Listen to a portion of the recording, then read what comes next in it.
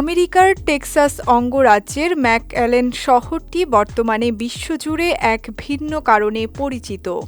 একে প্রায়শই বিশ্বের এবং মার্কিন যুক্তরাষ্ট্রের অন্যতম শীর্ষস্থানীয় স্থূল বা সবচেয়ে বেশি মোটা মানুষের শহর হিসেবে চিহ্নিত করা হয়। সাম্প্রতিক বিভিন্ন স্বাস্থ্য সমীক্ষায় দেখা গেছে এই শহরের প্রায় ৪৫% প্রাপ্তবয়স্ক মানুষ মারাত্মক স্থূলতার শিকার। এছাড়া সামগ্রিকভাবে প্রায় ৭৬% মানুষের ওজনই স্বাভাবিকের চেয়ে অনেক বেশি, অর্থাৎ এখানকার প্রতি ৪ জন নাগরিকের মধ্যে ৩ জনই অতিরিক্ত ওজনের বোঝা নিয়ে বেঁচে আছেন, যা জনস্বাস্থ্যের জন্য এক চরম বিপর্যয়।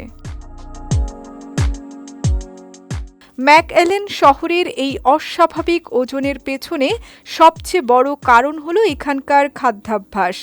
মাত্র ১,৫০,০০০ মানুষের এই ছোট্ট শহরে গড়ে উঠেছে ৫০০টিরও বেশি ফাস্টফুড রেস্তোরাঁ। এই সংখ্যা আমেরিকার সাধারণ গড় হারের চেয়ে প্রায় ৬ গুণ বেশি। এখানকার বাসিন্দারা ঘরের খাবারের চেয়ে দিনে একাধিকবার ড্রাইভ থ্রু থেকে উচ্চ ক্যালোরিযুক্ত ভাজাপোড়া খাবার ও কোমল পানীয় কিনতেই বেশি পছন্দ করেন। অনেক ক্ষেত্রে দেখা যায় এখানকার মানুষ এক বেলাতেই প্রায় ২,০০০ বা তার চেয়ে বেশি ক্যালোরি গ্রহণ করছেন, যা একজন প্রাপ্তবয়স্ক মানুষের সারাদিনের স্বাভাবিক প্রয়োজনের সমান। খাবারের পাশাপাশি শহরটির নগর পরিকল্পনা এবং বৈরী আবহাওয়া মানুষকে অলস করে তুলেছে। ম্যাকঅ্যালেন শহরটি পুরোপুরি গাড়ির ওপর নির্ভরশীল করে তৈরি। এখানে ফুটপাত বা সাইকেল লাইনের অভাব স্পষ্ট। এমনকি কোনো পার্ক বা বিনোদন কেন্দ্রে যেতে হলেও প্রায় ২০ মিনিট গাড়ি চালাতে হয়।